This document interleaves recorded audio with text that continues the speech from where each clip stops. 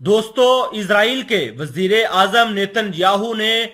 ऐलान कर दिया है कि अगर दूसरे ममालिक हमारी हमायत नहीं करते और हमारी पेशरफ्त में मदद नहीं करते तो इजराइल खुद जाकर ईरान के जोरी हथियारों को उड़ा देगा। आपको ये बताता चलूं कि ये बयान ऐसे वक्त में आ रहा है जब ईरान ने भी इजराइल के ऑयल टैंकरों पर हमला किया है और उनसे साफ मुकर गया है। आपको मैं ये बता दूं कि इजराइल के वजीर आजम नेतन्याहू ने कहा, अगर हमारे साथ कोई भी मुल्क नहीं आता तो हम खुद जाकर ईरान के ऊपर हमला करेंगे और ये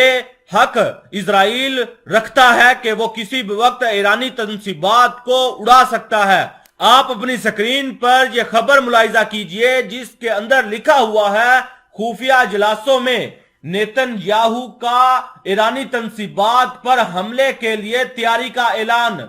जिसमें यह बताया गया है कि जूं जूं मगरबी ममालिक के ईरान में यूरेनियम की अफसूदगी के तनासुब में इजाफे के खदशात बढ़ रहे हैं और जोरी मुआहदे की बहाली की कोशिशें भी मुअत्तल का शिकार है, ऐसा लगता है कि इजरायली वजीर आजम बेंजामिन नेतन्याहू आने वाले अरसे के दौरान या दिनों में ईरानी जोरी मामले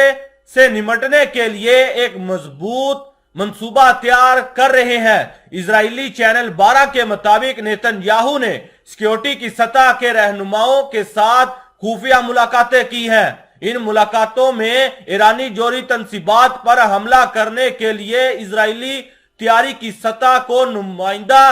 तौर पर बढ़ाने का फैसला किया है। दूसरी जानिब वजीर आजम नेतन्याहू का हवाला देते हुए इस चैनल ने बताया कि नेतन्याहू या अमरीकी, फ्रांस, जर्मनी और दीगर हुकाम से कहा कि अगर वो ईरान में पेशरफ्त पर अमल नहीं कर सकते तो इजराइल खुद कार्रवाई करेगा। इन्होंने इस बात पर जोर दिया कि काबिल भरोसा और काबिल एतमाद फौजी कार्रवाई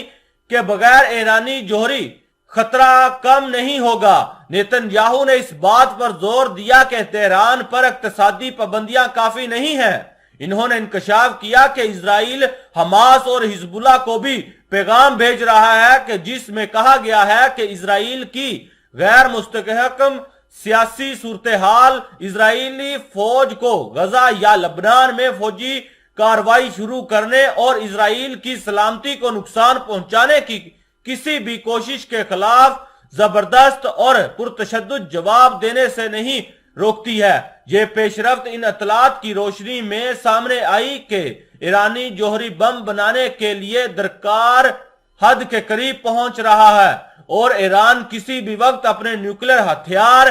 दुनिया के सामने रख सकता है। आपको मैं ये बता दूं कि काबिल जिक्र है कि यूरोपीय यूनियन की जानिब से 8 अगस्त 2022 को ईरान के जोरी प्रोग्राम पर मुआहदे की बहाली के लिए होने वाली बातचीत मुअत्तल कर दी गई थी। यह बातचीत इस वक्त मुअत्तल हुई थी जब मगरबी ममालिक की तरफ से तेहरान के सामने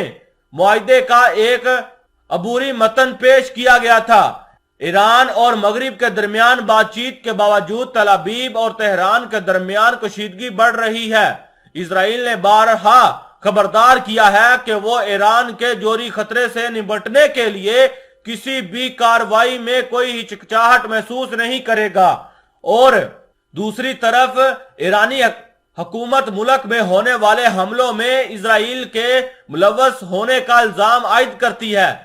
इन हमलों में हालिया महीनों के दौरान अस्फहान शहर के करीब एक फौजी फैक्ट्री पर ड्रोन हमले भी शामिल थे। ईरान ने इजराइल को इस हमले का जिम्मेदार ठहराया था। जहां तक यूरेनियम अफसूदगी का ताल्लुक है, इंटरनेशनल एटॉमिक एनर्जी एजेंसी ने गुज़श्ता हफ्ते दरियाफ्त किया था कि ईरान ने 84% तक अफसूदगी यूरेनियम हासिल कर ली है।